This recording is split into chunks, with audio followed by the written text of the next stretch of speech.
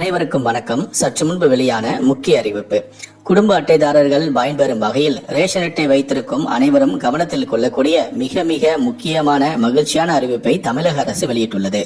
மகளிர் உரிமை தொகை திட்டத்தில் வரப்போகிறது மிகப்பெரிய விதி மாற்றம். பெண்கள் எதிர்பார்த்த முக்கியமான சலுகைகள் இடம்பெற உள்ளது. இதை பத்தி விரிவா தெரிஞ்சுக்கணும்னா இந்த வீடியோவை கடைசி வரைக்கும் ஸ்கிப் பண்ணாம முழுமையா பாருங்க. இந்த வீடியோக்குள்ள போறதுக்கு முன்னாடி இந்த வீடியோக்கு ஒரு லைக் பட்டனை பிரஸ் பண்ணிடுங்க. இது வரைக்கும் நீங்க என்னோட சேனலை சப்ஸ்கிரைப் பண்ணாம இருந்தீங்கன்னா மறக்காம சப்ஸ்கிரைப் பண்ணிக்கோங்க. கூடவே அந்த பெல் சிம்பிளையும் மறக்காம கிளிக் பண்ணிக்கோங்க. சரி, வாங்க இப்போ வீடியோக்குள்ள போலாம். கலைஞர் மகளிர் உரிமை திட்டமானது விரைவில் மேலும் விரிவுபடுத்தப்பட உள்ளது. இந்த முறை இதில் கூடுதல் பயனாளிகள் சேர்க்கப்பட உள்ளதாக தகவல்களும் வெளியாகியுள்ளது. அதன்படி முன்பு முன்னாள் அரசு ஊழியர்களின் மனைவிகளுக்கு பணம் கிடைக்கவில்லை. அவர்களுக்கு இந்த முறை பணம் கொடுக்க திட்டமிடப்பட்டும் உள்ளது.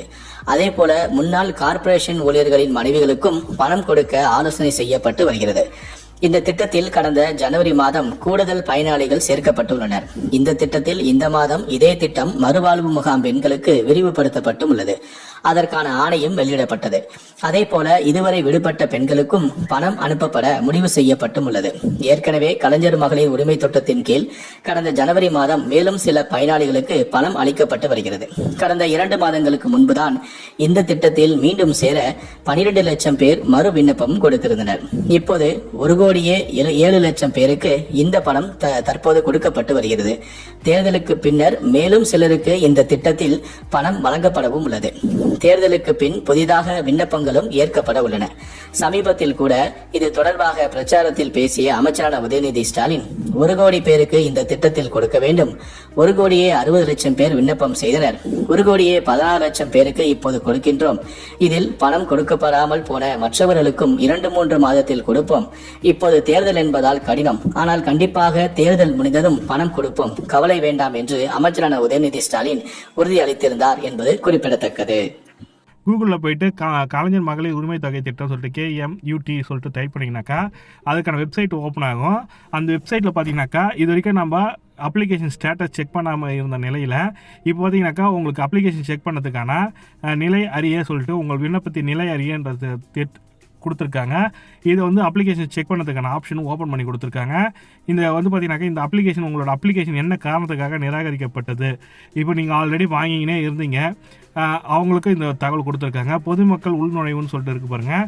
அந்த பொதுமக்கள் உள்நுழைவில் போயிட்டு நீங்கள் யூசர் நேம் பாஸ்வேர்டு போட்டு நீங்கள் போகலாம். அதாவது ஆதார் எண் உள்ளிடவும் அதனோட ஆதாரில் லிங்க் பண்ண மொபைல் நம்பருக்கு ஒரு OTP வரும். அதை கொடுத்த உடனே உங்களோட அப்ளிகேஷன் ஓப்பன் ஆகிடும். இந்த அப்ளிகேஷன் ஸ்டேட்டஸ் செக் பண்ணிக்கலாம்.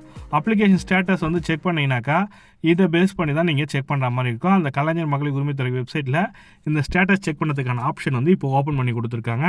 இந்த ஓப்பன் பண்ணதால என்னென்னா உங்களோட அப்ளிகேஷன் நிலை தெரிஞ்சுக்கிட்டு அதை பேஸ் பண்ணி நீங்கள் புதிய விண்ணப்பிக்கும் போது அந்த நிராகரிப்பு செய்யறதுக்கான காரணம் பூர்த்தி அடையும் மாதிரி நீங்கள் புதிய விண்ணப்பம் தொடங்கலான்ற மாதிரி கொடுத்துருக்காங்க. என்ன காரணத்துக்காக நிராகரிக்கப்பட்டதுன்னு பார்த்துங்க.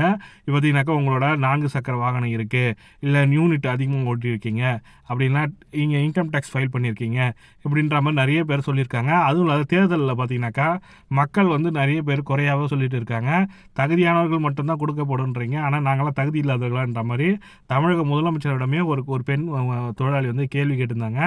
அதற்கு வந்து தகுந்த நடவடிக்கை எடுக்கப்பட சொல்லியிருந்தாங்க.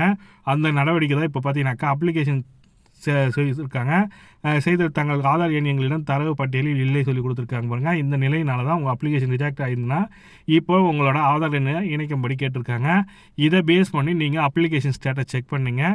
இந்த தகவல் தான் உங்களுக்கு தரணும்னு நினச்சேன். இந்த வீடியோ பிடிச்சிருந்தால் லைக் பண்ணுங்கள், கூடிய சப்ஸ்கிரைப் பண்ணுங்கள். தேங்க்யூ.